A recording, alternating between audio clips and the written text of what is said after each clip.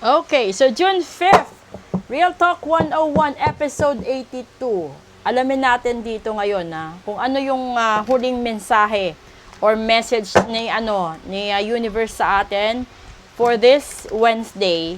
Sa gustong magpa-ritual, magpa-cleansing, message lang po kayo. At pag-usapan natin kung anong mangyayari sa buong buwan ng Hunyo ninyo. Okay? Message. Uy! Nako, vision, and that is eagle. It is time to look inward with an attentive eye and allow your heart to guide you in opportunities that you will never dream were impossible and will present themselves when you least expect it. Get ready for the greatness. So, ibig sabihin nga nito talaga, no?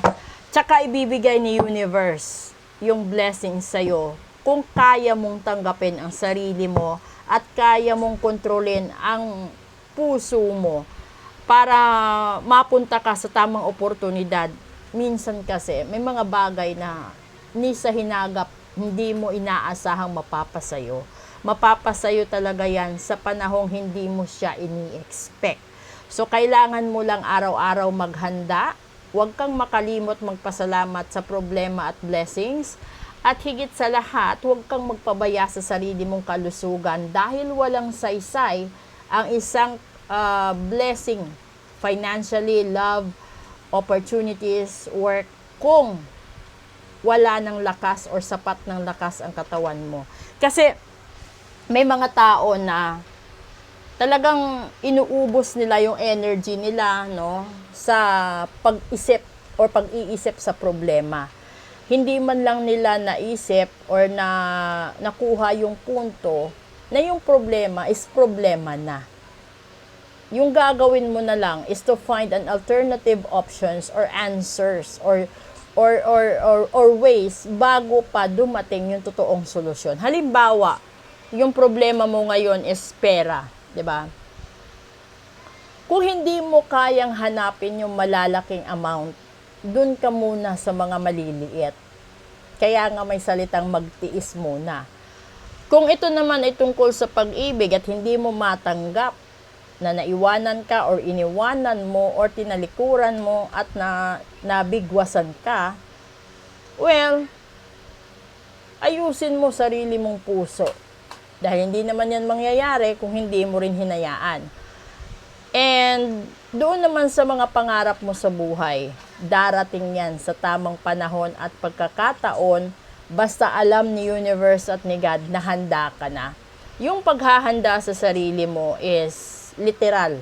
Tanggapin mo sarili mong pagkatao, pagkukulang, strength and weaknesses. You should have to be thankful sa sarili mo din. Kasi yung iba, umabot sa ganyang edad na ni isang achievement wala. Kaya huwag kang magreklamo kung sa pangarap mo na 100 na achievements ay na-hit mo yung kalahati.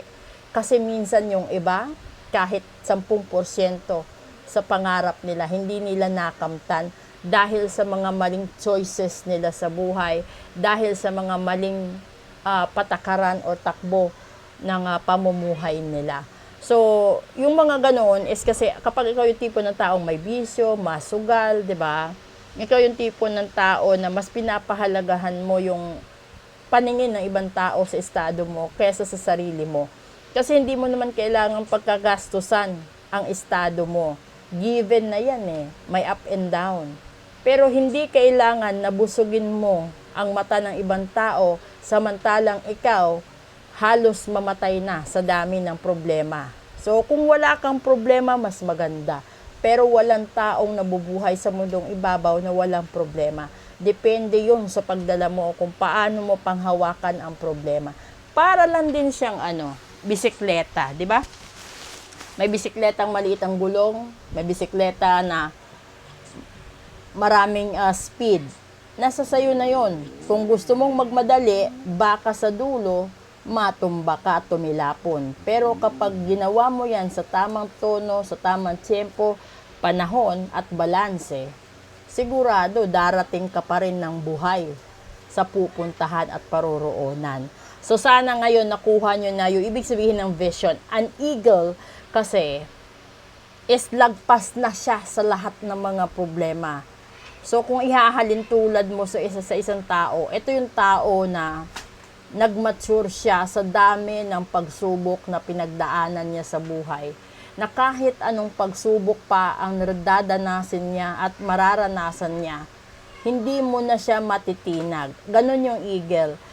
Adi dito yung kulog or storm. Yung eagle kayang lumipad sa itaas mismo ng storm. So, ibig sabihin, kapag ikaw yung ganun na klase ng tao, never kang makakaramdam ng takot dahil alam mo deep inside, malakas ka sa Diyos at malakas ka kay universe. Yun nga lang, hindi kasing linaw ng mata ng Diyos at ng mata ng universe at hindi specific kung kailan mo makakamtan at kung kailan mo malalagpasan ang bawat pagsubok.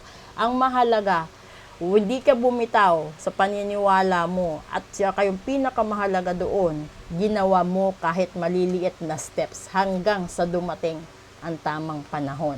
So tanggapin mo lang yung sarili mo, visualize mo ang greatness ng buhay ay talagang para sa'yo. Kasi kung ang iniisip mo is wala, 'di ba? Negative na. So, whatever your manifestations or whatever the affirmations that you're asking, it depends on how you think, how you live by it, and how you accept the truth beyond the storms that you have from the past and the current situation. Sana nakuha nyo, no? You have to be attentive in each and every situations that you are in. Pero sana naman, lahat ng pagsubok mo ay maging batayan mo na para sa dulo, no? Bago magsara ang kurtina ng buhay, is maituturing mo ang sarili mo na isa ka ng agila, na kaya mong lagpasan lahat ng pagsubok kahit gaano pa yan kabigat. Magandang hapon po!